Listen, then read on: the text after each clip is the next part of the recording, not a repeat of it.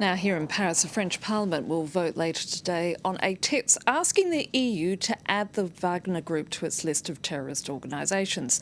The Russian mercenary outfit, headed by Yevgeny Prigozhin, has played a conspicuous role in the war in Ukraine. It's also accused of conducting human rights abuses on the African continent, the EU having already added Wagner to its list of sanctioned individuals and entities earlier in the year.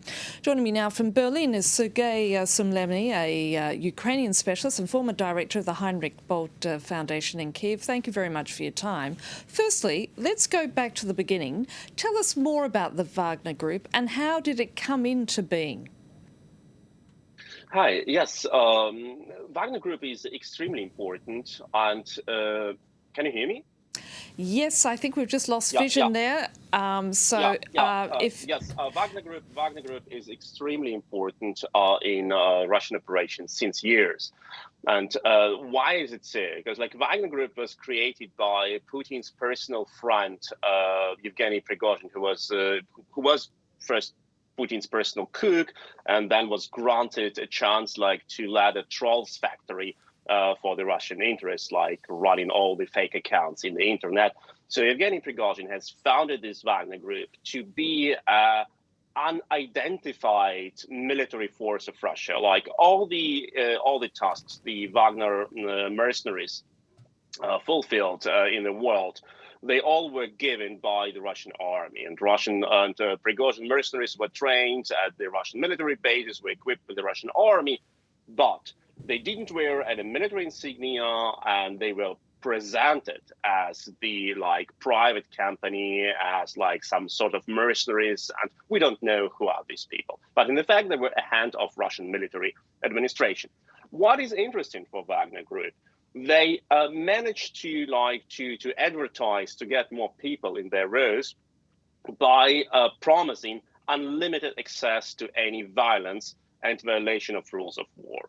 They really made advertising: join us, you will go abroad, you will be able to torture, to rape, to kill, to do whatever you want, and you will not be punished for that. They started to produce videos of how they executed the prisoners already while being deployed to Syria. There is the first brutal video they have published was how they smashed with a sledgehammer arms and feet of a Syrian soldier. Then they cut off his limbs and his head and burned down the body and post standing around of this decapitated and burned body. So in any army of the world, this would have been a catastrophic thing. For Wagner, it was advertising.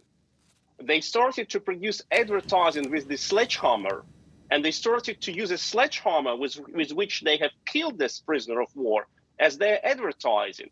Now Prigozhin presents sledgehammer as a symbol of Wagner Group to the Russian politicians, and even send it to the EU as a threat, to the European Commission. This is Wagner, a real terrorist group. Sergej, we don't have a lot of time, and I've got a few extra questions that I need to ask you. But given what is happening in the National Assembly here in Paris today, is it possible, therefore, that the EU could list Wagner as a terrorist organisation? Yes, it's much more easy than listed a terrorist organization, some officially governmental organization of Russia, exactly because Wagner is legally a private group. So there was always a big concern in the EU and the US to call a terrorist organization like some Russian state agencies, like Rosatom, which seized a Ukrainian nuclear power plant and threatens to blow it up. It's very hard to do it against a state organization, because then you have to accept that the whole state is a terrorist organization, and it will be a domino effect with blocking bank accounts. You literally cut off the country completely. But Wagner says we are private, so they can be called terrorists very easily. Yevgeny Prigozhin's relationship with Putin has had its ups and downs after he threatened to pull his troops out of Bakhmut last week, demanding more ammunition. And now he's issued another video today. Where does that relationship stand now? And what does it say about the future of Russia, not to mention the future of the war in Ukraine? Well, we can never be sure, but it looks like that relations between Putin and Prigozhin have got colder. Obviously, Prigozhin believed that he's more important for Putin than he was. He believed to be a friend of Putin, his close ally, but he was only like a cook, a servant, like who brought him food. And now, what we know from the open communication of Prigozhin, like he insults Minister Shoigu, Minister of Defense, he insults the Chief of General Staff, Staff, he insults like some general, etc.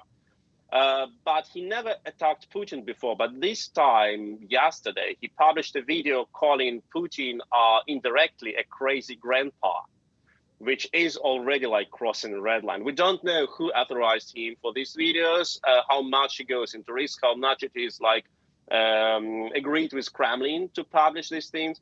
But Prigozhin is really going maverick and attacks everyone in the top level of the Russian army, and now Putin himself. Sergej, we're going to have to leave it there. Thank you so much again for your time. Thank you so much.